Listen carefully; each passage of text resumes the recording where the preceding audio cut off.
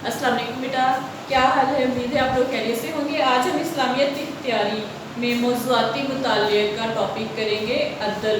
इससे पहले हमने क्या किया था? इल्म की तरगीब, यानी कि इल्म के बारे में हमने एक पूरा टॉपिक किया था। आज का टॉपिक हमारा है अदल। अदल क्या होता है? इंसाफ।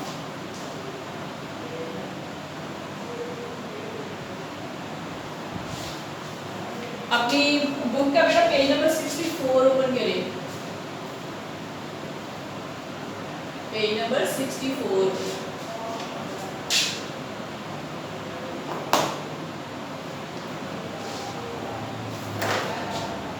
अदल के मानी, यानी कि इसका मानी हम सबसे पहले देखते हैं कि अदल का मानी क्या है।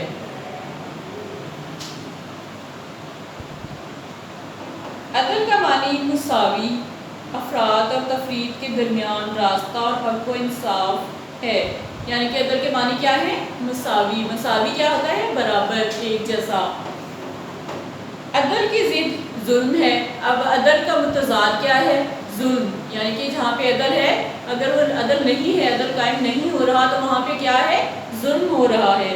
किसी चीज़ को उसके मुनासिब मुकाम में ना रखना या बदला देने में कमी बेशी करना जो है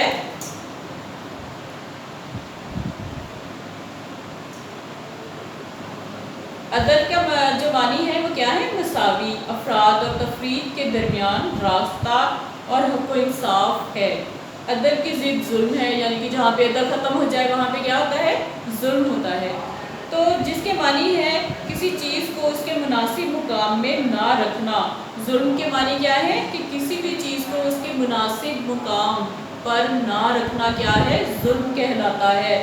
और या बदला देने में कमी पेशी करना, यानी कि उसका किसी चीज़ का बदला देने में उसको कम देना या उसको गलत तरीके से देना, ये सारा जुल्म में आ जाता है।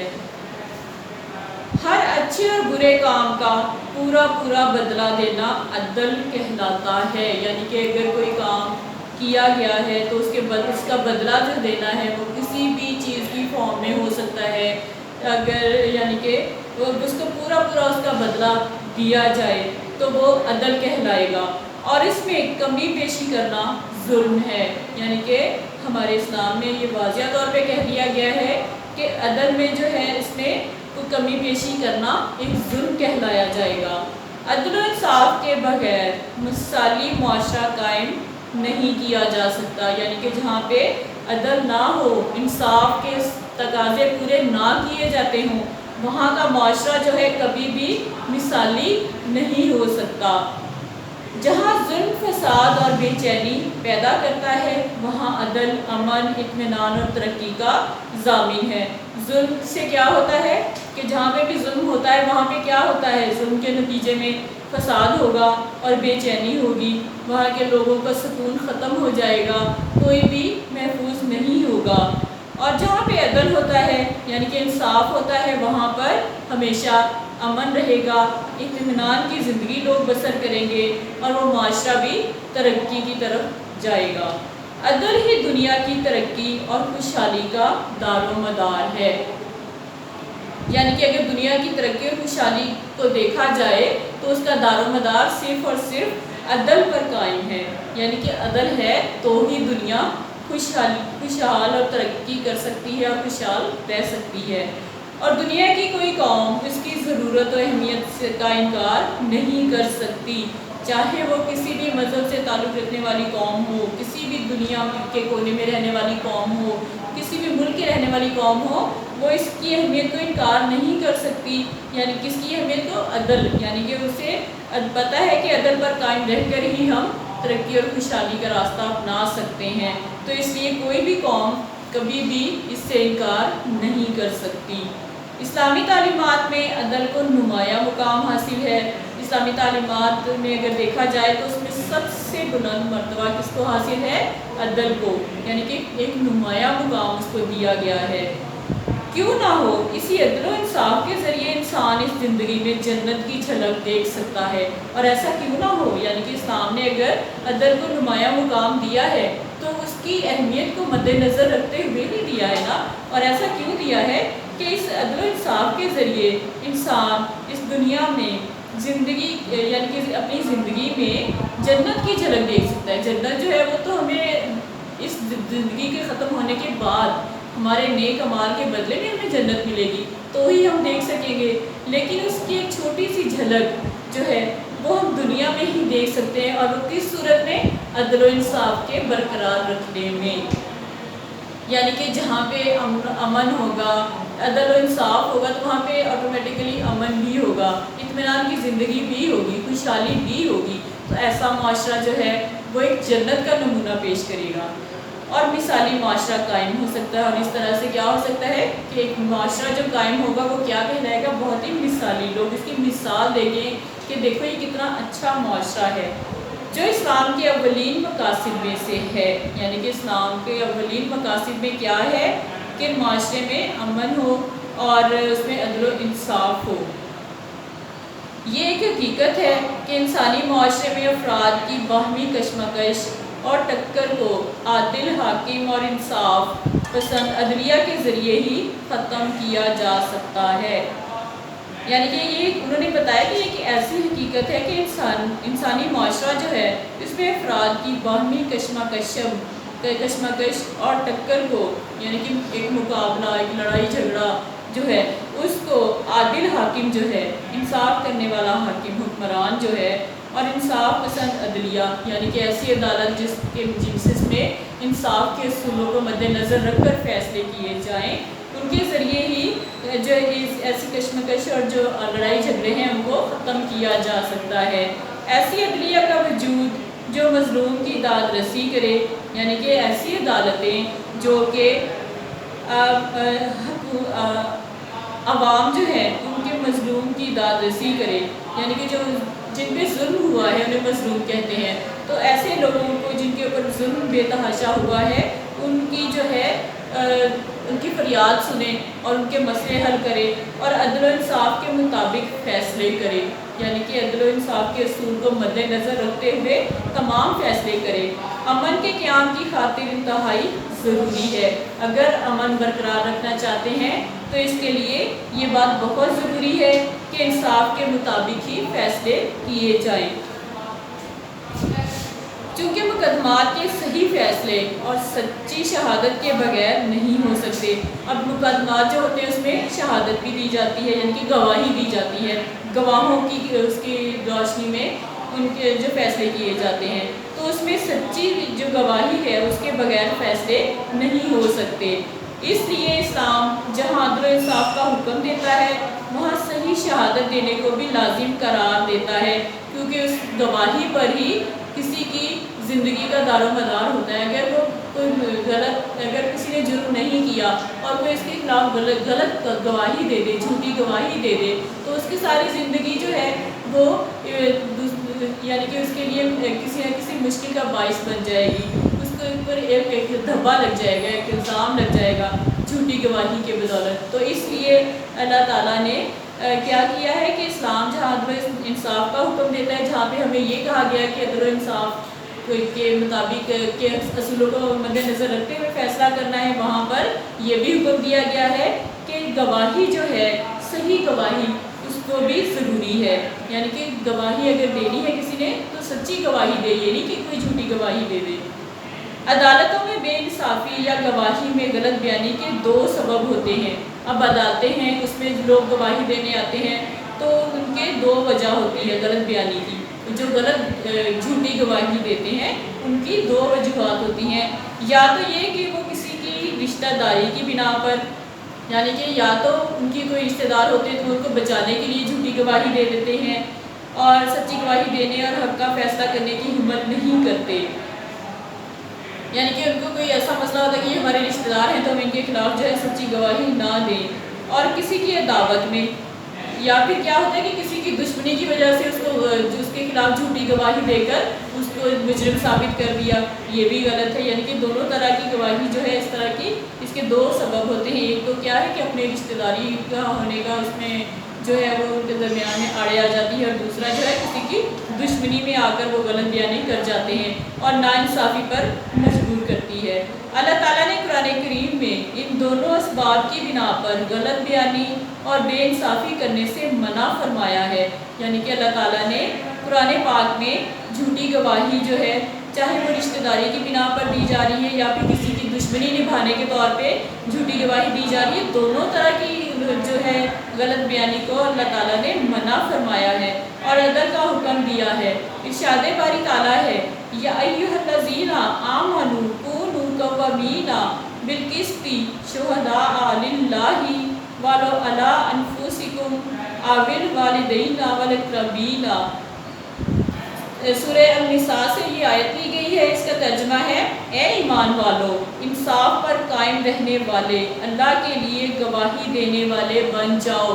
یعنی کہ دنیاوی جو اپنی خواہشات کے لیے گواہی مت دو، بلکہ اللہ کے لیے گواہی دینے والے بن جاؤ، اگرچہ وہ گواہی اپنی ہی ذات یا والدین یا رشتہ داروں کے خلاف ہی کیوں نہ ہو۔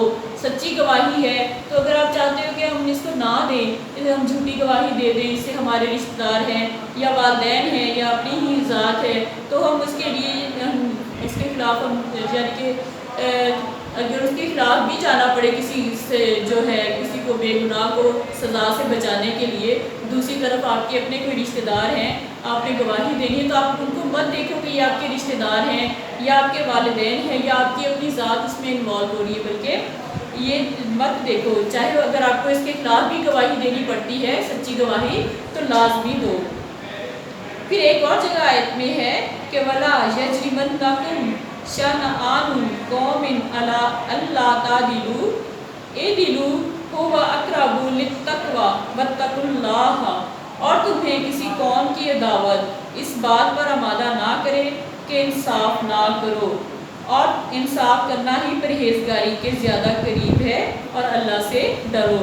پھر سورہ المائدہ میں کہا گیا ہے کہ تمہیں کسی قوم کی عداوت میں دشمنی کے لیے اس بات پر آمادہ نہ کرے کہ انصاف نہ کرو، اور انصاف کرنا ہی پرہیزگاری کے سب سے زیادہ قریب ہے، اور ہمیشہ اللہ تعالیٰ سے ڈرتے رہا کرو۔ پھر اس کے بعد ہے کہ عدالتی نظام کے بارے میں بتایا گیا ہے کہ عدالتی نظام میں کس طرح سے جو ہے جج کس طرح فیصلہ کرتے ہیں، وکیل کس طرح سے فیصلہ بحث و مباحثہ کرتے ہیں۔ عدالتی نظام کی کامیابی کا دار و مدار اگر ایک طرف متقی، خدا ترس اور پیکر انصاف جج اور قاضی پر ہے، تو دوسری طرف پیکر صدق و وفا گواہوں پر بھی ہے۔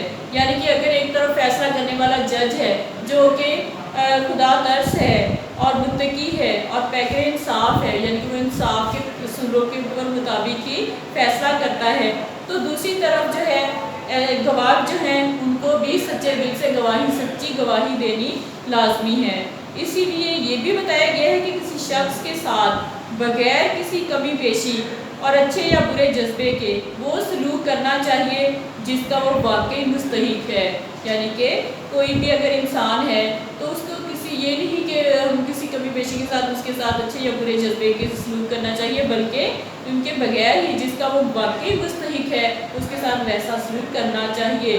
اور عدل و انصاف کی ترازو ایسی صحیح اور برابر ہونی چاہیے کہ بڑی سے بڑی محبت اور شدید سے شدید عداوت اس کے دونوں پلڑوں میں سے کسی کو نہ جھکا سکے۔ یعنی کہ جو انصاف کا ترازو ہے اس کا دونوں ترازو برابر ہونے چاہیے، کسی کو اونچا ایک کو اونچا اور دوسرے کو نیچا نہیں ہونا چاہیے، چاہے اس کے بدلے میں کیا ہو کہ بڑی سے بڑی محبت اور شدید سے شدید دشمنی جو ہے اس کے دونوں پلڑوں کو بھی نہ جھکا سکے۔ ہمارے سامنے حضرت صلی اللہ علیہ وسلم کا اسوہ حسنہ ہونا چاہیے۔ جب بھی انصاف کے تقاضے پورے کرنے ہوں تو اس کے سب سے زیادہ اہم کیا معاملہ ہونا چاہیے ہمارے سامنے؟ ہمارے نبی صلی اللہ علیہ وسلم کا اسوہ حسنہ ہمارے سامنے ہونا چاہیے۔ آپ صلی اللہ علیہ وسلم نے کافروں اور دشمنوں کے ساتھ بھی انصاف کیا، یعنی کہ جو آپ کے دشمن تھے آپ صلی اللہ علیہ وسلم کے اور جو کافر تھے آپ نے ان کے ساتھ بھی اسی طرح انصاف کیا جس طرح کے مسلمانوں کے ساتھ کیا، اور کبھی ایسا نہیں ہوا کہ کسی کے کفر و شرک یا مخالفانہ رویے کی وجہ سے بے انصافی کی گئی ہو۔ یعنی کہ آپ صلی اللہ علیہ وسلم نے کبھی ایسا کوئی فیصلہ نہیں کیا کہ وہ کسی کافر یا شرک کرنے والے کے رویے کی وجہ سے انہوں نے بے انصافی نہیں کی، یعنی کہ کسی کی بدسلوکی کی وجہ سے کوئی بھی بے انصافی آپ صلی اللہ علیہ وسلم نے نہیں کی۔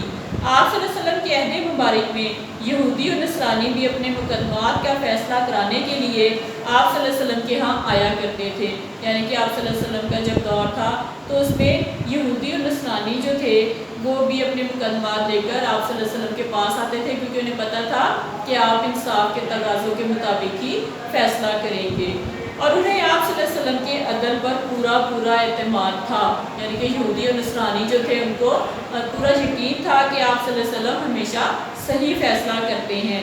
ایک بار ایک یہودی اور ایک انصاری مسلمان کا تنازع حضور صلی اللہ علیہ وسلم کے ہاں پیش ہوا۔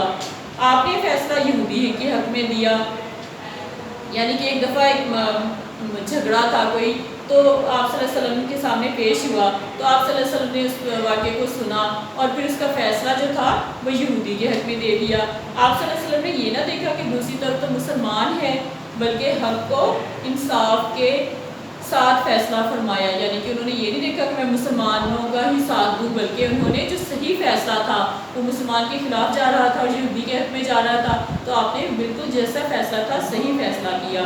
کسی بڑے سے بڑے صحابی رضی اللہ تعالیٰ عنہم کو آپ کے ہاں سفارش یا کسی فریق کے بارے میں کچھ عرض کرنے کی جرت نہ ہوتی تھی۔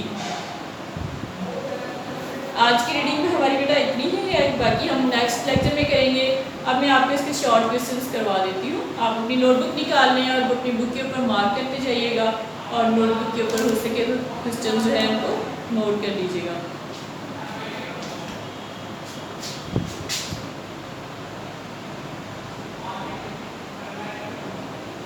سوال نمبر 1 نوٹ کریں گا،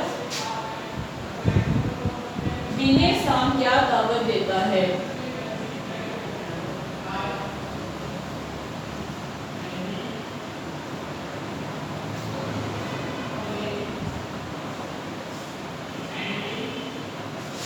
دین اسلام کیا دعوت دیتا ہے؟ اس پیج پہ دیکھیے گا، پیج نمبر 64، سوری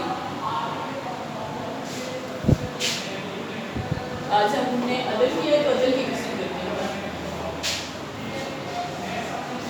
عدل کے کیا معنی ہے؟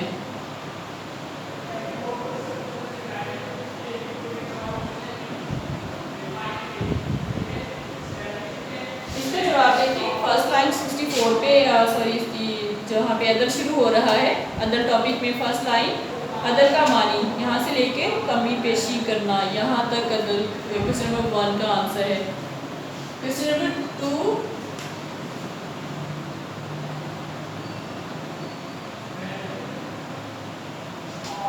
دنیا کی ترقی اور خوشحالی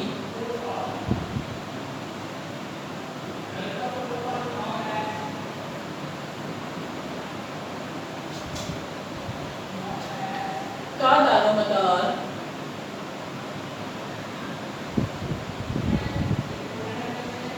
کن باتوں پر ہے؟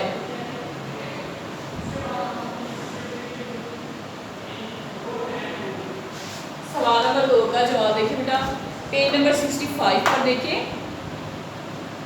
فرسٹ لائن، عدل و انصاف کے بغیر مثالی معاشرہ قائم نہیں کیا جا سکتا، یہاں سے لے کر اور جہاں یہ پیراگراف ختم ہو رہا ہے، ضرورت تو اہمیت کا انکار نہیں کر سکتی، یہاں تک کویسچن نمبر 2 کا آنسر ہے۔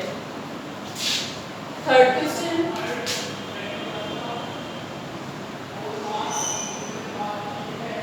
سوال نمبر 3، مثالی معاشرہ کیسے قائم ہوتا ہے؟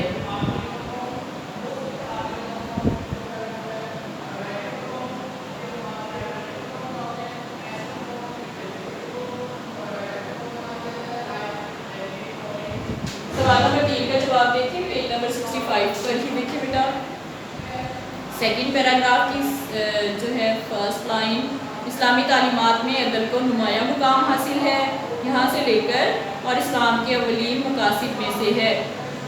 تھرڈ کویسچن کا آنسر،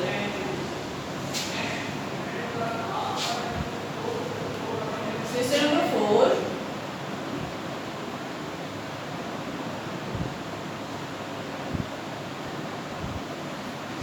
شہادت یعنی گواہی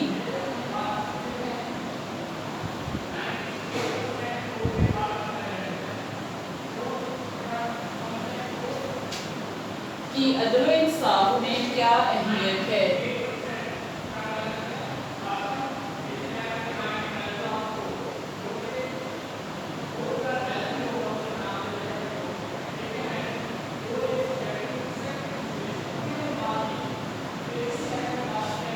شہادت یعنی کہ گواہی کی عدل و انصاف میں کیا اہمیت ہے؟ اس کا دیکھیے گا بیٹا آنسر سیکنڈ پیراگراف میں دیکھیے گا، فورتھ لائن، سیکنڈ پیراگراف کی فورتھ لائن، مقدمات کے صحیح فیصلے سچی شہادت کے بغیر نہیں ہو سکتے اور شہادت دینے کو بھی لازم قرار دیتا ہے۔ یہاں تک کویسچن نمبر 4 کا آنسر ہے۔ کویسچن نمبر 5،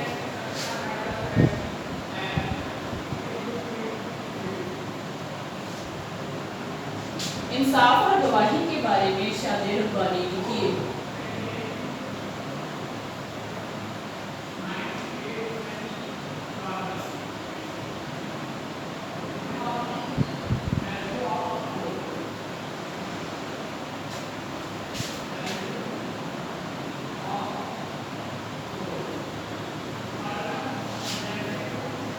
پیج نمبر 65 پہ دیکھیے بیٹا، اس کا آنسر ہے کویسچن نمبر 5 کا آنسر ترجمہ آیت نمبر 1 لکھی ہوئی ہے، اس کا ترجمہ اے ایمان والو یہاں سے لے کر اور رشتہ داروں کے خلاف ہی کیوں نہ ہو، یہاں تک کویسچن نمبر 5 کا آنسر ہے۔ کویسچن نمبر 6 نوٹ کریں۔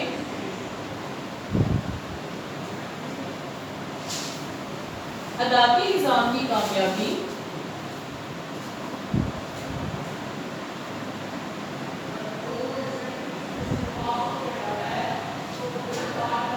کا دار و مدار کیا ہے؟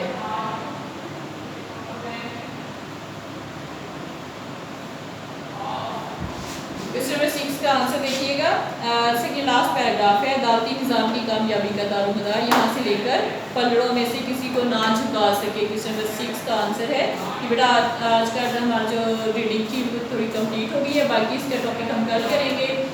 آج کا لیکچر بیٹا اتنا ہی ہے، کویسچن نوٹ کر لیں۔